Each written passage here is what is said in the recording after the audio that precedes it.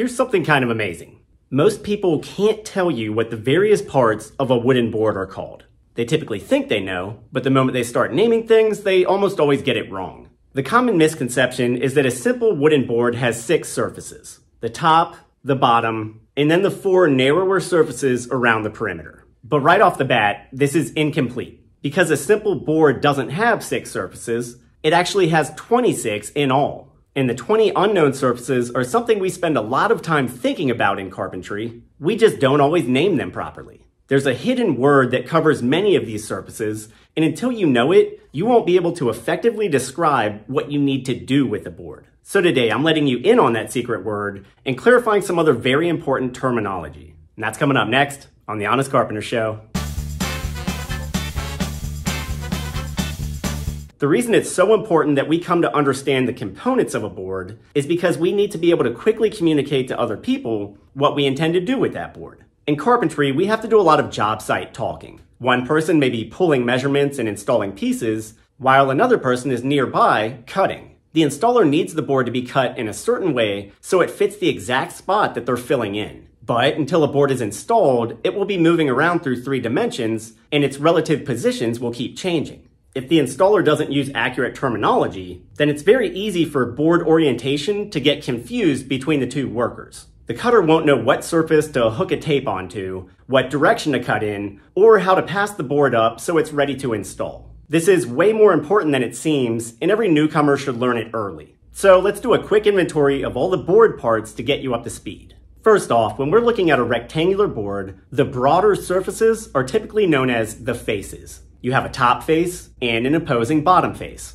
These positions are relative until we decide how the board will be installed, then they become fixed. From there, we can turn the board 90 degrees and look at the perimeter surfaces. The 2 longer, narrower surfaces are called the edges. When you're looking straight at the top face of the board, the left edges and right edges naturally become determined. But the shorter, narrower surfaces aren't called edges, they're called ends. The ends tend to not have unique names unless we designate them as such. End A or end B, or possibly high end, low end, or top end, bottom end if the board is vertical. Those are the main 6. Pretty simple. But we still have 20 to account for. So, where are they hiding?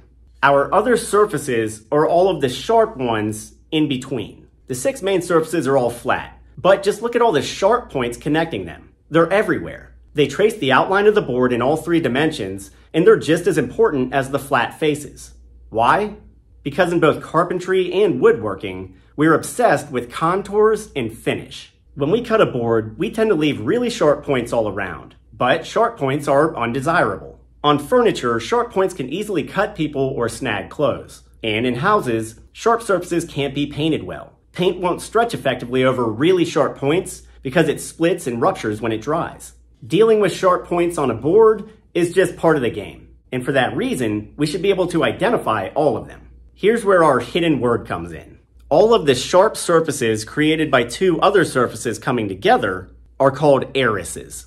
A lot of people call this sharp point the edge, but it's not the edge. This narrow flat face below it is the edge. The ARRIS is the sharp surface between the edge and the face. We have 4 on top, 4 on the bottom, and 4 connecting the narrow edges and ends. And for those of you saying, but the ARRIS is not actually a surface, that's incorrect. A surface is simply the upper or outermost layer of something, and the ARRIS is most definitely part of the outer layer of the board. It's just a sharp surface rather than a flat one. You find ARRISes in all sorts of architecture, like groined arches for instance. The sharp edge between these curving faces is still an ARRIS, it's just not straight. So the 6 main surfaces, plus the 12 ARRISes, put us at 18 surfaces for the board. So, where do the other 8 come from?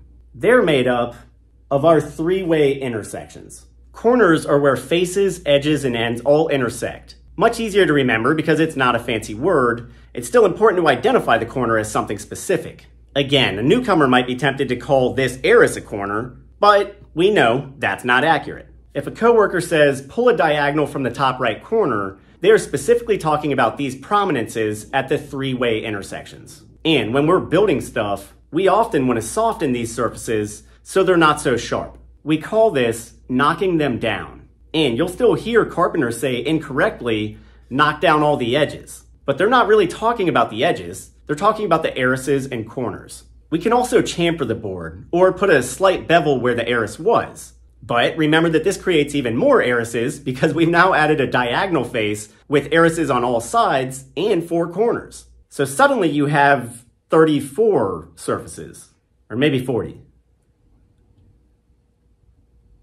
Anyways, you get the point. Keep your board terminology clean and you'll always be able to accurately state your intentions in carpentry and woodworking. And you can impress your friends with a cool new word. Be sure to visit us at thehonestcarpenter.com for online courses and great freebies. We're adding new stuff there all the time. And I hope you'll consider subscribing down below. I'm Ethan James with thehonestcarpenter.com. I'll see you next time.